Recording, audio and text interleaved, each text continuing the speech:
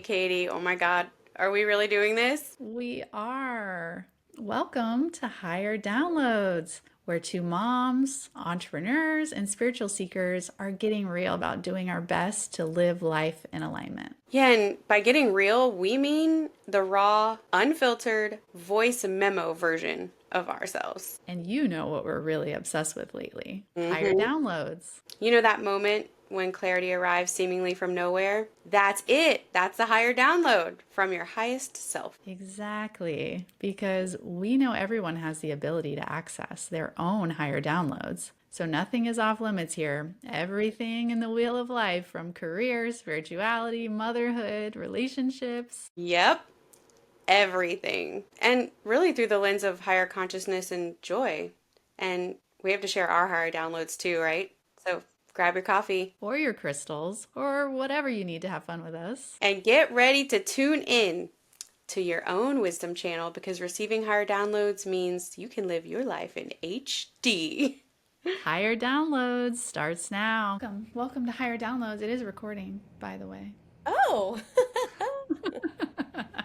I'm back. welcome back, everyone. We're so curious if you've had any downloads between episode one and episode now. That's right. Episodes. What is your latest download? KDP. Have you had anything fun drop in? Well, we were talking last time about like, well, where do they come from? Where would a higher download come from? And I had mentioned that I had one 13 years prior in a journal and then resurfaced it, which reminds me that growing up, my mom would say, like, sometimes God speaks through other people so that you'll listen. Absolutely. So just like sometimes these very insightful things we need to hear come from other people. I am so Have glad you you're had that? saying that because my download has been my mind is absolutely blown around. I had someone talk about a new podcast, and I don't even know, it's not even that new, I don't think, but I've had three different people talk about it and bring it up in the last week. And now I've made you listen to it, and my mind is absolutely blown. So, in this example, someone suggested listening to the telepathy tapes, which was not Telepathy related. tapes. Telepathy tapes. Telepathy tapes. Mind blown, explosions. Yeah, like fireworks are Talk exploding. Please. about this is like a tidal wave of higher downloads coming Woo! from this podcast. Rich, juicy, thick downloads every single episode. Oh my gosh. Okay, and the idea of I love it when people drop little nuggets of like, have you heard of this? Maybe you should hear about this. And so I have a little abundant circle book club thing that's super fun, and someone had brought it up there, and you couldn't make it, unfortunately, Mhm. to that one. And so we shared it in our group chat that we have, and I knew you hadn't seen it because I knew if you had seen it and listened, I would have heard from you about it. So I had texted you and was like, "Hey, it's been a couple of days. I think you should listen to this." Do you remember that? No, you said I need you to listen to it, and you never do that. Like your type, your human design is role model. So you tend to just do it and like I had mentioned the butterfly energy, right? But like you were more directive in this one. Yeah, yeah. I was very patient. I was like, I guess I was thinking you were going to see it in the chat and it was just going to happen. I was like, no, no, I need this from you. I need you to see this, and it is time. Um, so funny. And so, yeah, the telepathy tapes, that has been one of my biggest downloads since our last conversation. I have gone from wait, what? To like absolute evangelical about the telepathy tapes. And I did have someone speak through to me. It was really interesting. I do executive coaching, and one of my clients at the very end of a session, we were even just over time, and she goes, "Wait, wait, I have one thing I want to just. I'm feeling called." She even said, "I'm feeling called to share this with you." And I was like, "Okay." And she's like, "There's this podcast," and I was like I like my little radar went up, and I'm like, I just like knew it before she even said it. And she Mhm. was like, it's the telepathy tapes. And I was like, ah! And I like jump from my seat. I'm like, I'm already listening. Yeah. And so, and you mentioned a key thing. You heard about the telepathy tapes 3 different times. So there's something Mhm. I think about those like little Mhm. micro moments or that add up, especially in a short amount of time. We should be, it's like should I be paying attention to this? Totally. And I feel like a lot of people or culture might say, oh, it's just a coincidence or it's just trending right now. And I think that's a key distinction of like, I don't really believe in coincidences. At this point, it's like, that was clearly a message. So that's where I stand on that. But absolutely, I knew whenever it came up in the context that, whoop, this is a message for me and I need to listen to this. It has simultaneously blown my mind and shifted my paradigm while at the exact same time felt like the most true thing I already know. And I think that's how I know this is like a higher download. Oh my gosh. Yes. I think what you're Like talking this about, the explosion. shifting of the paradigm, I literally remember listening to a certain episode and you have these long-standing beliefs that you don't ever question. They just are true. They just are true. And then you're listening and it just dissolves and you realize there's this whole other expansive opportunity for belief that exists and that it could be so wrong, right? And then you can just, that can apply to every other thing. I know. Yes. And I realized that the things that hold us, the beliefs the structures, these fake things that we hold, if we approach them, and I teach this, like I literally teach and consult in this around like, what if we, instead of saying what is, what if, right? And Mm, there's so mhm. many what ifs in that podcast. Like, what if? Okay, so do we give a spoiler alert now? Or Yeah, okay. let's spoiler alert. Beep, Telepathy beep, beep, beep, Tapes beep. is a Spoiler. podcast. Very important. If you do not want to know what it's actually about and how mind boggling it is, stop listening right now, please, because we are definitely not going to hold back on what it's all about. And some of it is worth listening live and experiencing it for yourself. So I will encourage you, stop and come back to this after. Yeah, and as somebody who loves a good spoiler and loves to like just tell me the punchline, I will say episodes 1 through 10, which is the core of telepathy tapes, is an absolute journey and roller coaster ride that is so important to go through. And then she's added Kai Dickens, the lead has added some talk tracks and he's like little pepper things after because so many of us are obsessed now. But really, those core 1 through 10 is like the best time you'll ever spend. Shifting your paradigm for sure. Okay, so spoiler alert, last chance. Walk away now, come back later if you haven't listened and you want to experience it live first. But what is telepathy tapes? How would you describe it? Well, this is so I am now one of those people who shares with others that this is an important thing to listen to. And so what I share is that it starts off, especially episodes 1 through 3, start off by helping to frame something that society has already, like one of those what is. And society has said is that autism, and we're actually recording this in the month of April, and April is Autism Awareness Month, so I want to give a shout out there. But Mm-hmm. like what is, and in our world, and especially in America, I want to caveat that autism comes with is seen of and is thought of as a disease, and for some families and parents and caregivers, they have been told by the system, and by that I mean healthcare and education. Some parents, especially because autism's a spectrum, but the children who are nonverbal, who don't speak, many have been told by the system that their child's not in there, that to Mm-hmm. presume incompetence. Mm-hmm. Whew, and we are both moms. Like, God, how would that feel? Mm. How would that feel? And the podcast, I think the fascinating part to me is it kind of uncovers this subculture within the autistic community that has been around for decades, but it hasn't been mainstream. And they kind of break and crack it open to the masses that, hey, there's this other perspective within the autism community and other experiences that people share. And it's really, I see it as like it's being lifted out of the shadows and just brought to Yes. light. And it Yes. just totally overturns all my perceptions about autism. Mm-hmm. Same. And so, especially the first three episodes, it really sets up that subculture of really surfacing a different experience for families, parents, caregivers, and children who are nonverbal autistic, and a very different experience that they have, which is very much comes with competence and really speaks to a whole different way of communication.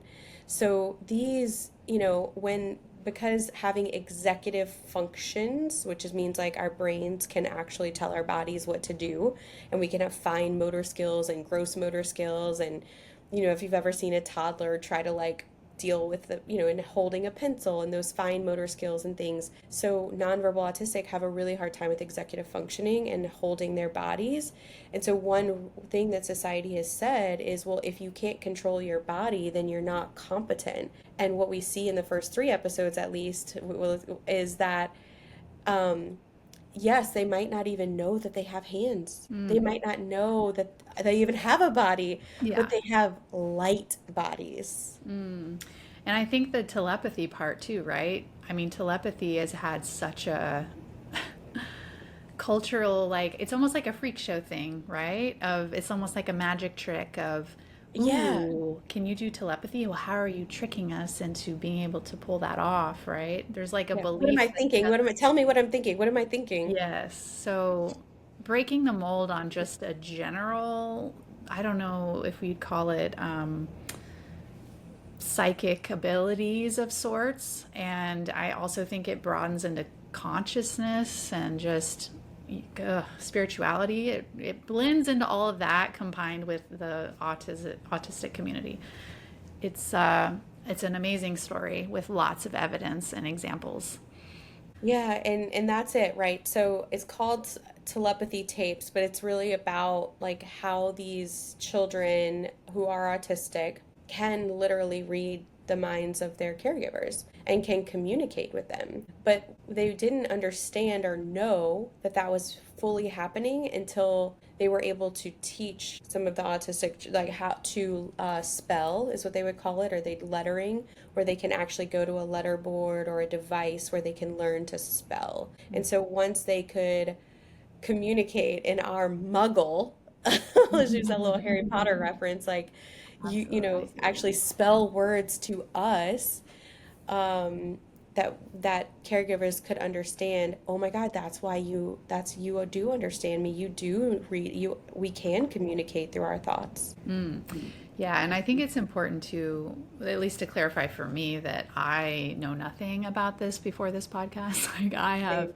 no scientific evidence or experience or even direct personal experience with this. So everything is just, based on what I know to be true and what feels right, and really contemplating how this could be true, because this is a totally new paradigm for me. And truthfully, I mean, I know it to be true, but at the same time, it's so new and fresh and so breaking the mold of what I thought for so long that I'm still processing, like, lots of hows. Yeah, same. Yeah, that's probably a really good important thing. Like, we're not here to give like a peer-reviewed journal article and say like this in telepathy tapes feel is right and passes muster and doesn't. Like, we're just here to give our unabashed feelings about what felt like a higher download as we listened to it. My gosh, absolutely. Okay, so then tell me how you feel about The Hill, because that was the thing you said to me. Like, I listened to episode one and I was like, wow, The okay, I'm hooked. hill. And you're like, no, no, no, great, keep going and get back to me once you know more about The Hill. And I was like, Yeah. okay, and like binge listening. Yeah. So the hill is a pivotal moment, right? And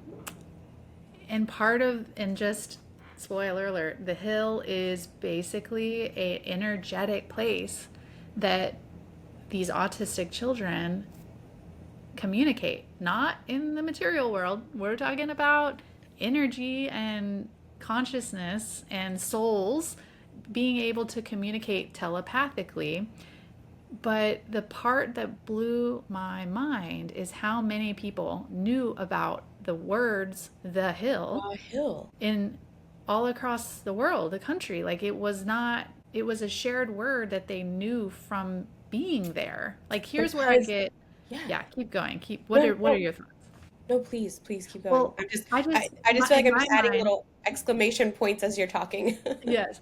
But in my mind, the first place I go, right, is like, okay, I'm going to be part enthusiastically interested and part skeptic. And I'm like, okay, conspiracy theory. They're somewhere out there sharing the word the hill, and that's how they know. It's just they've all told each other before, right? Not they're all being interviewed separately, don't know each other, and are using the same reference, right? That was my first thing is this just a conspiracy theory? Yeah, we know that it wasn't like they all logged into Instagram and like we're like, Mm-mm. okay, here's what we're gonna do. We're gonna pull a fast one on all our caregivers. Wouldn't that be so wild? Like it doesn't even make sense. It and the best part is if you follow that thread, you pull that little conspiracy theory thread, you can't pull it too far because then you realize you have to presume ultimate competence. Right. That's so true. So if you think they're incompetent, then like, do you know what I'm saying? Like you can't get too Yeah. far in that. Yeah. Okay. Okay, so And the hill is wild because I imagine I struggled. Okay, same thing. I don't actually question, there's not much when I listened that I was like, no, I do not believe this. It was more of like, how is this happening? Because of just realizing so many restrictions on my ways of thinking and being in the world and the ways that I was taught that that's how communication happens. That's Mhm. how transmission of information happens. But I think what I know to be true is that I can get in my car and I can tune the radio to 99.9 and then I can tune it to 102 point whatever and there's different music and different voices that are coming through on radio frequencies to me and that's not weird. So then Yeah. why couldn't they be tuned in to the frequency of something that they nicknamed the hill? Yeah, absolutely. Well, and I think too, this is a great example, and I'm going to pin this for later on how these people are the ones that are doing this, right? Are the ones that are showing us this telepathy because people have been able Mm, to say they could read minds before, but nobody believed them because they can just talk, right? And so, for context, these are nonverbal autistic children that have been taught through a methodology where they basically physically point at letters to spell, as in slowly. Apparently, it's very very painstaking to painful learn, slow.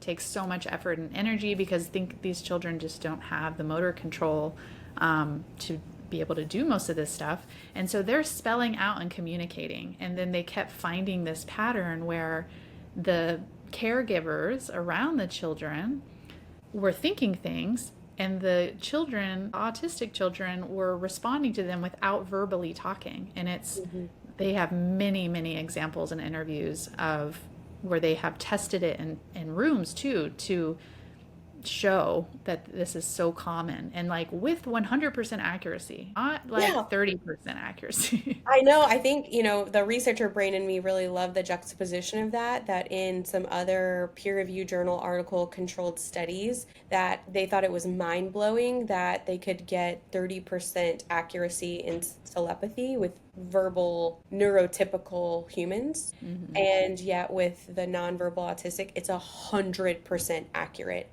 every time. And complex stuff, not just like a color like Absolutely. multiple digit numbers and really, really Yes. cool. So just that alone is interesting, right?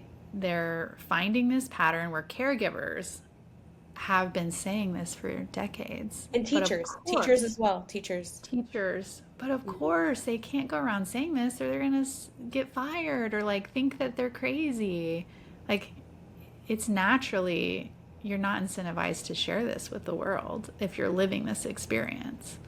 Yeah, and what I thought they did a nice job about in the podcast that helped me was a reminder of how materialism, not like the idea of being, wanting a designer handbag materialism, but the idea of physical matter, actual physical 3D material is what takes priority in our world. So that, like, unless I see, feel, touch it, it's not real. And having to prove things through the material item existing in Hmm. 3D shape is the paradigm, the ultimate supreme paradigm that we've been given for things to be true. Oh And my you're like, gosh. yeah, of course. This necklace I'm wearing is real and true because I can see and touch it. Yeah.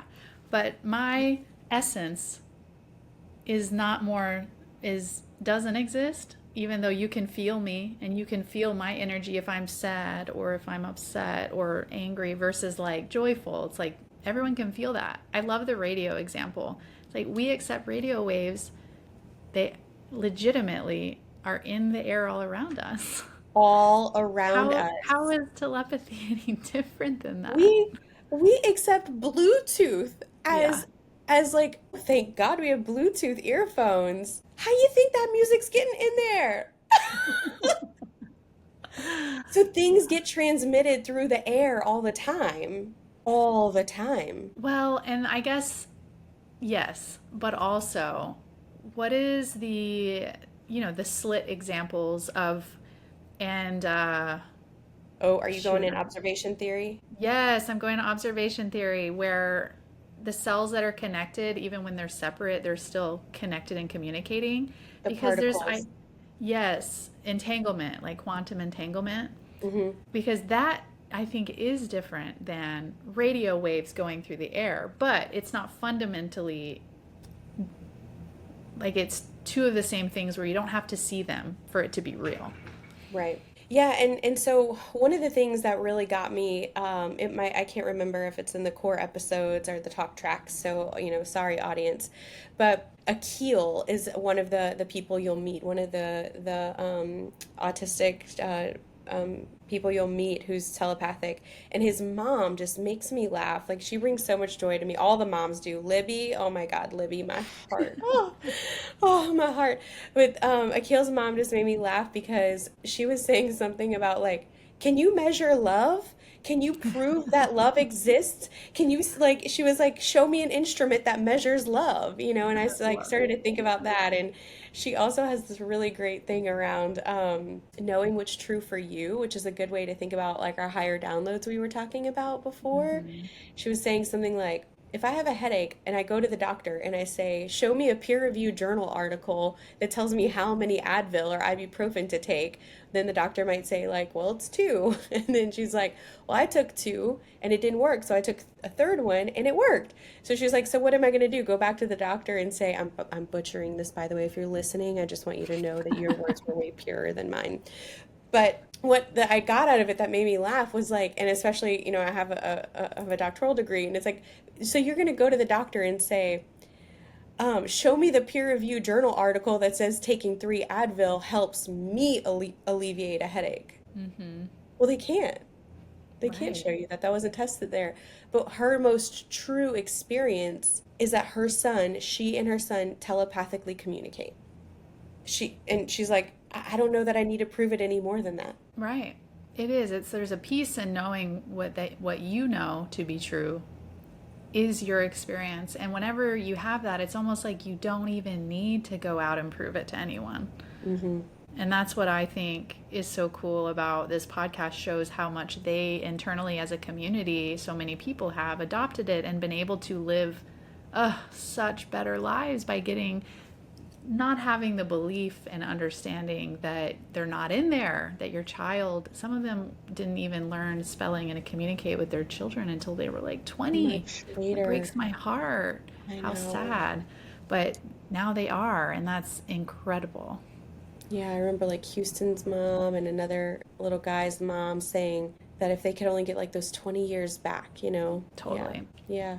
All right, what are some other key things that felt like higher downloads for us, shifting our paradigm with it? Oh my gosh. So there was one part that I kind of, it resonated, it clicked in for me. And I've been learning more about energy and just frequency and how music impacts us. And, you can test frequency and things. And Sure. so the chakras and some of those things that if you know about those practices, they're all about this frequency and this energetic body versus like material, hard body. Hmm. And there was one part where I think it was a therapist, but somebody could basically see their bodies. Some people can see shapes or colors or auras and just can see different things. And she said she could see that their light body and their physical body were not basically connected and lined up.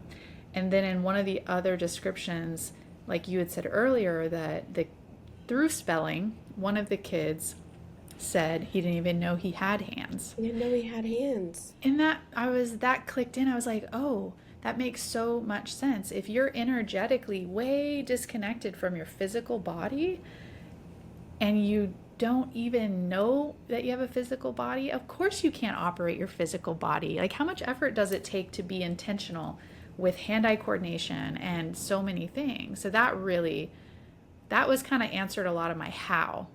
I had a basis of understanding for just energy in Hmm. Hmm. general. And then when they described it that way, it made it more tangible for me of like, oh, I can see how if that is the case, there's something there about their energy bodies and their physical bodies not being one and the same, that could be an experience I could relate to. Yeah, I totally, I'm with you on there. And the reason why I can relate to that, right? So this is what I find when it's not of the material world is like people need and want proximate experience. So Mm. that meaning like, how can I relate to that? Well, like mine is I can't tell you the number of meetings that I've sat in like in my corporate career where I felt disembodied, Mm. where I was having an out of body experience. Like my light body was dreaming of the vacation that I was supposed to be going on in the next week or so. And like I was mentally there and I wanted to be out of that boardroom and I so just could even smell the salinity of the ocean. But my physical body's like captive in this like boardroom, right? And so like Yeah, I can relate in that like micro tiniest experience. So then in my like so then if that's the truest thing for them, like I can see that disembodied like I think we kind of all might have some moments that we can relate to from a disembodiment perspective. absolutely. Absolutely. Yeah, examples similar when you're in a situation and maybe people are fighting or, or you just don't feel empowered and aren't fully engaged. And then it's like almost like you want to shrink inside and like, don't look at me. I'm not participating in that experience of being much smaller and turned away or just, yeah, date like zoning out and being somewhere else. Hmm. Hmm. And then coming back and realizing, oh, or when you drive your car and you drive across town and you're daydreaming and you're like, oh, I already got all across town and I don't even remember it. Yeah, yeah. Or sleeping in a hotel. And you wake up Oh, and you're like, where am I? yeah, Um, absolutely. Yeah, that was pretty mind-boggling to me. And the other really cool way that they tie it in, and again, they just keep opening layers or onions. It's like the onion layers the just onion keep coming peel. back throughout the story and throughout the examples because then they bring water into it, which you talk about the waters. I know we've talked about this and your perspective is so Water is so important for me. Not only am I a water sign astrologically, but just water is always how I felt like I felt mostly attuned to like God, honestly, like the beach, lakes, things as a child. And I've watched several documentaries about the power of water. We're as humans, we're made 70% up of water. And so water was a big theme that stuck out to me. So dear John Paul, who is such a beautiful soul and such a big presence in the podcast and especially the top 10, the most core 10 episodes. He passes away in water, and but water was a big thing for him. He he ran away just to be by water with his family. He orchestrated this whole like getaway thing. I just love that story too. And the love of his life, um, Lily, who is also nonverbal autistic, when she's having these moments, and after he passed away, she's in the shower for a very long time, and water just being a source of comfort and telepathy. And Dr. Emoto out of Japan has run all kinds of experiments about water being telepathic and Mm, how speaking to water and speaking love to water, speaking pain and hatred to water, and then they would freeze that water in a solid state and look at it under microscopes, and the water crystals looked vastly different mm-hmm, in the water that received love and the water that received hate. And I remember in a science fair project, one of my like classmates did one about mm-hmm. speaking to plants with love and speaking to plants with hatred, and one was wilting. And I remember thinking that was really cool in high school. But plants, guess how much of plants is water? So much. And I legit have just grown my first beautiful orchid stem from using this. Me and my daughters being intentional, telling this orchid plant how much we love it, how excited we are. And first one, biggest orchid flowers, I'm just saying anecdotally, it works. Yeah, yeah. And I think that was one of the big unlocks that parents, caregivers, and teachers had was it's not like they could try any harder or muscle their way through to Mm, join the nonverbal community and being telepathic. In fact, it was like the path of least resistance, speaking of energy and flow. And it was they had to love and believe in these children. It's from a place of love, and it's from a place of I believe in you. I believe you are capable. I want to connect with you. so true. It's such a good point. I mean, that's basic mindset of if you don't believe it, how can you experience it? Because you're never looking for it. And so if the world is, and this applies to so many examples, but in this case, if the world's telling you they're not in there, they don't have competence, they can't do what normal people do, then you're never going to look for it. Yeah, I know. And just like I think about the higher downloads these moms, caregivers must have been getting, like, I just don't think the system's right.